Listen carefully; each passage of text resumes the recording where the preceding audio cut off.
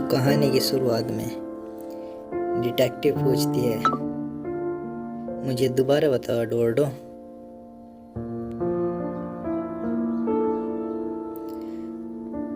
क्या तुम Chloe Thompson को जानते हो? जब वो पिछली रात मरी थी तो ड्राइवर बताता है, मिस्टर जॉनसन, मैं कसम खाता हूँ मैंने आपको सब कुछ बता दिया है।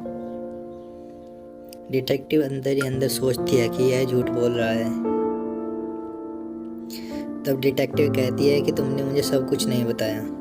तब ड्राइवर कहता है, ठीक है मैम, मैं आपको सब कुछ एक बार और बताता हूँ। जैसा कि मैंने आपको बताया कि लड़की दौड़ते हुए मेरी कैब की ओर आई थी 7 घंटे पहले,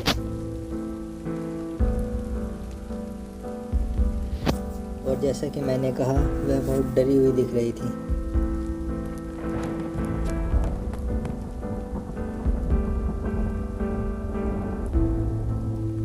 लड़की, क्या तुम मुझे म्यूज़ियम तक छोड़ दोगे प्लीज़? तब मैंने कहा, मैं ऑफ ड्यूटी हूँ मैम, प्लीज़ तुम मुझे छोड़ सकते हो, मेरी मदद करो। तब मैंने उसको अपनी टैक्सी में बिठा लिया। लड़की घबराई हुई थी और टैक्सी में बैठ गई और मुझे धन्यवाद कहा। मैं टैक्सी लेकर वहाँ से चल दिया।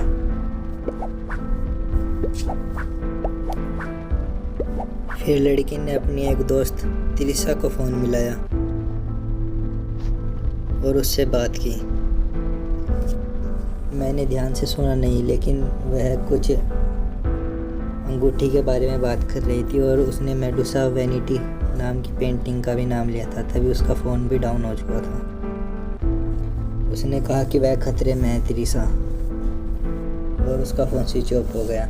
उसने चाहते फ़ोन स्विच ऑफ होने से पहले कहा कि मुझे म्यूज़ियम में आके मिलो।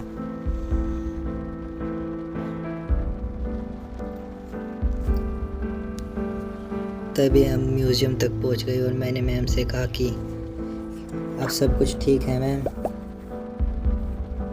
और वो बिना बोले गाड़ी से उतर गई।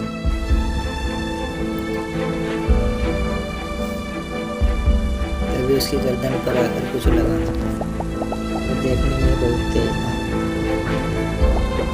फिर वह लड़खड़ाती हुई चलने लगी। कुछ सेकंड बाद ही जमीन पर जा गिरी। उसके हाथों से एक अंगूठी और पहले वहीं पर गिर पड़ी थी। और यही सब कुछ मैंने आपको पहले ही बताया था। तभी डिटेक्टिव पूछती है कि जिस रिंग की तुम बात कर रहे हो वह अंगूठी कहाँ पर है?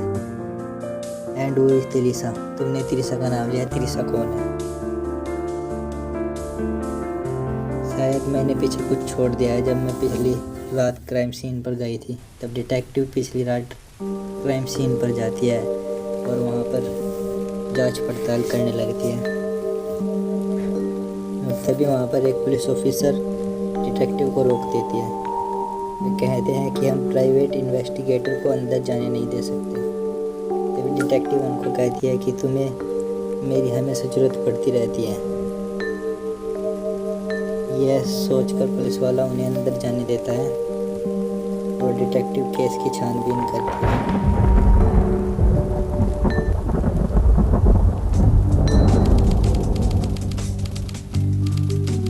तभी वहाँ डिटेक्टिव का एक्सेस बैंड आ जाता है, जिसका नाम एजे होता है। तभी वह कहता है कि मुझे पता है तुम्हें पुलिस वालों के साथ काम करने में दिक्कत होती है। तभी मिचेल कहती है कि हाँ, तुम्हें सब पता है, और तुम मुझे विक्टिम के बारे में क्या बताने वाले हो? तभी उसका एक्सेस बैंड बताता है कि विक्टिम क्लोई थॉम्पसन थी। तभी डिटेक्टिव कहती है, क्लोई थॉम्पसन? यस, हाँ, वो 17 साल की थी बस।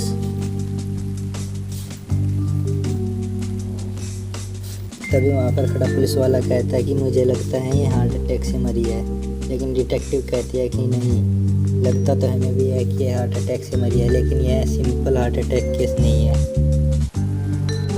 तभी वहाँ पर खड़ा आदमी जो कि डिटेक्टिव का एक्सेस बैंड है, वो कहता है कि आप हमें कुछ तो समय दे सकते हैं, हम इस केस की जांच पड़ताल करना चाहते हैं। यह सुनकर पुलिस वाला वहाँ से चला जाता है और डिटेक्टिव और उसका एक्सेस बैंड वहाँ पर पड़ी चीज़ों की जांच करने लगते हैं। तभी मैं वहाँ पर पड़ी लाश के ऊपर चादर से उस लाश की जांच पड़ताल करते हैं और इधर उधर की चीज़ों को देखते हैं।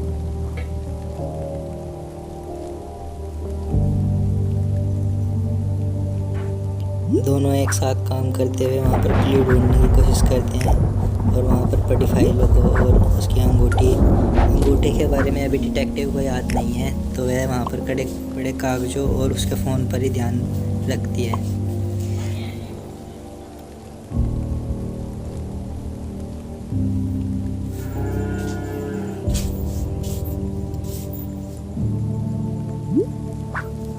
काम करते करते डिटेक्टिव के एक्सेस फ्रेंड को उसके फ़ोन की याद आती है, तब वह उसका फ़ोन चेक करने के लिए जाता है।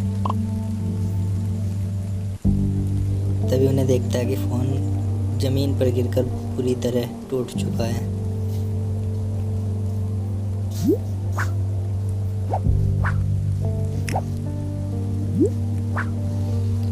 और यहीं से वह लड़की मरी हुई है उसके सर से एक बाल या कुछ क्लूज वहाँ से इकट्ठा करते हैं।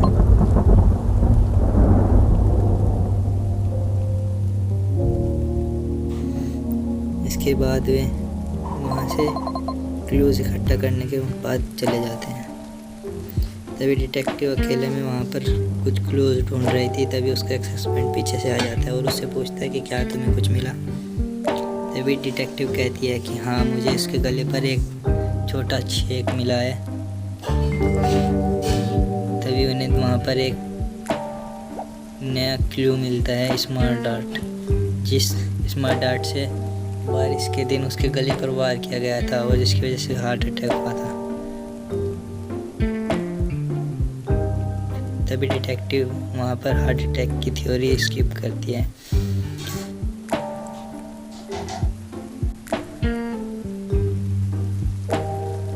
तभी डिटेक्टिव अंदर ही अंदर सोचते हैं कि ये ज़रूर पॉइजन की नीडल है जो इस बारिश के वक्त इसके गले में किसी ने लगाई होगी।